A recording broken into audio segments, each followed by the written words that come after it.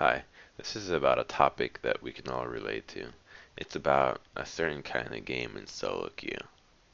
It's that kind of game that makes you feel uncomfortable, but when it makes you feel like you've wasted your time and learned absolutely nothing, and a lot of times it wasn't even your fault. We've all had this, and you have games where at some point the game becomes a stomp. At some point the game is completely out of your control, and there is next to nothing that you can do to salvage the situation. Even recently, I had a game where I was playing top lane. I was 0-0. My counterpart was 0-0, but the team score was 12-2 in less than 10 minutes. Of course, it's frustrating. You didn't even have a say as to what happened, and the game is practically over at that point. But let me preface this with saying this is not about deciding whether or not you had a say in the game being lost or not. This is not about if you can do something to salvage the game. This is about what to do once you reach that critical point in your judgment where you tell yourself the game is lost. There is nothing that I can do to salvage the situation in terms of getting a win. And that's it. We're going to leave it at that. This is not about deciding whether or not you can win the game. Now, once you've reached that point, you're going to have to get something out of it. Otherwise, you're just going to be extremely frustrated with yourself.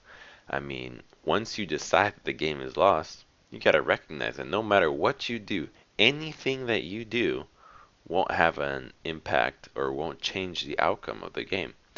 So, you've been blessed with a very peculiar situation. I mean, it's as close as you're going to get to sandbox mode, so you better get used to doing something good out of this situation.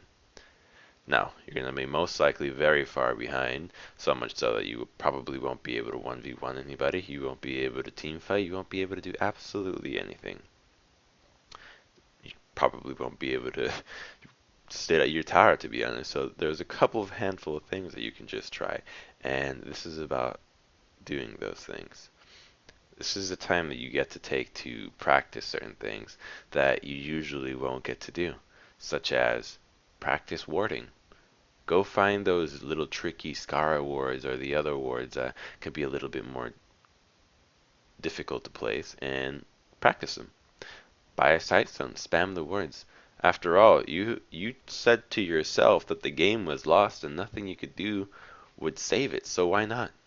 Get something out of it. Try new itemizations. Build different items on your champions, and sure, it'll be a little bit difficult to actually judge how effective it is, but it'll give you a hint as to how it's done.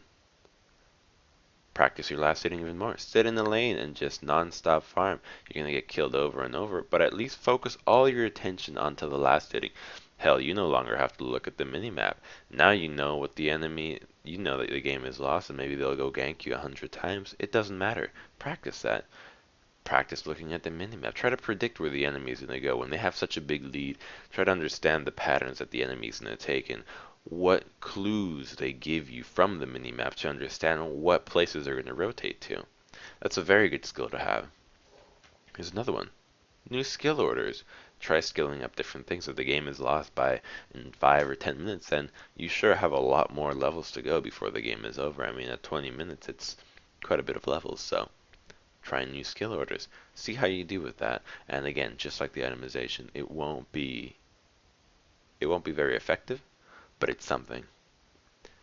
Practice your skill shots. Buy a Tear of the Goddess and practice that. Go go buy, if nothing matters, go buy a tier and practice that. Get something out of these games. Flash over the walls. You know those big fat walls that everybody fails. Sell all your items, buy distortion boots, and practice that flash 2 times. By the time the game is over, you would have practiced it twice as opposed to 0 times, and that'll eventually stack up.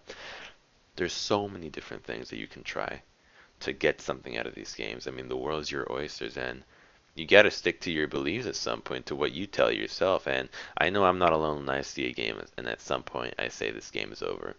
If it really is over, if you truly believe that, then practice something else. Otherwise, you would have you've wasted all your time. And no, AFKing is not okay. Unless your entire team agrees to let them push middle, then AFKing is not okay.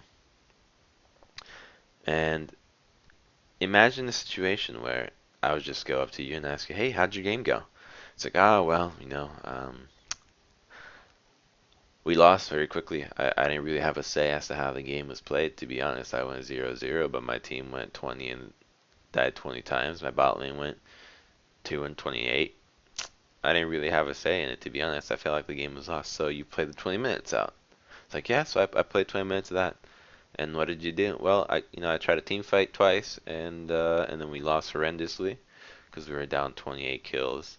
But yeah, I just kind of sat there and then let them end the game." "So you got nothing out of the game?" It's like, "Yeah, pretty much. Just wasted 20 minutes of my life." It's like, okay, that's the kind of conversation that you would have if you don't get anything out of these games, which is definitely not something good if you end up having a losing streak where you have 10 of these back to back. I mean, picture that, you would have wasted quite a bit of your time and you're going to end up getting very frustrated. Imagine if the game goes to 30 minutes, 40 minutes. The enemy's just toying around with you for 40 minutes and your team won't surrender because they're arguing with each other about who lost the game and that they deserve to be punished and sit there. That happens. Are you going to sit there and waste 40 minutes doing absolutely nothing, trying to salvage a situation that is clearly unsalvageable? Well, probably not. Now, you're going to need an outlet to get some of these games out, to get something, to get the frustration out of there, to feel like you've learned something. And those points that I've mentioned above are by far not all that are available to you. And you're going to have to utilize them. And let me tell you something about keeping the composure to do that. It is hard. It is extremely hard. I can't do it all the time. I mean, every time where I reach a point where I just say to myself, I'm gonna step back and take a break from the game. Like I need a breather so that I can head back to it and do it again. It's gonna take all your will, all your self-discipline and your might, everything to not get angry at your teammates, to not get even hateful, and it's gonna consume you like an itch you can't scratch. It is brutal.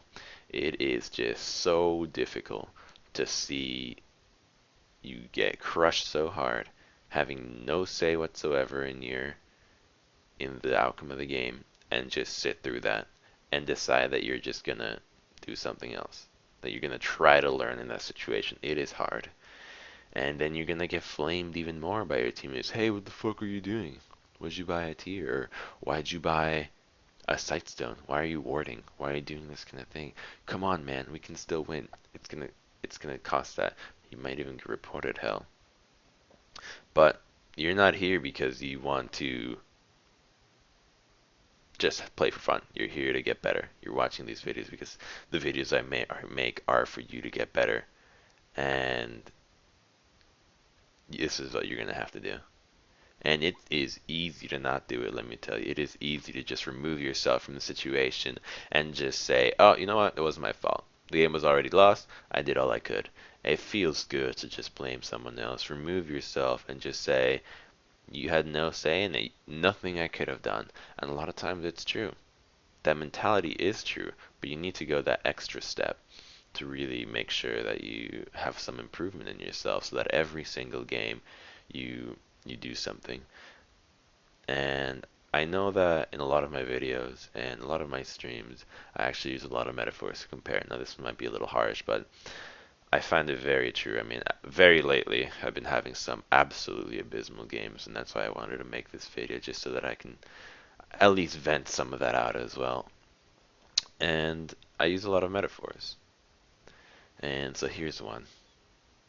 Imagine you're in another life, right? In another life, and this time, instead of being a 21st century gamer, you are a 19th century gold panner from the gold rush, you know? You know how panning for gold works? You get a little pan, you go in the river, and then you siphon through the river, and then you make sure that it's like, oh, after hours and hours and hours, you get a tiny little dust particle of gold, that kind of thing.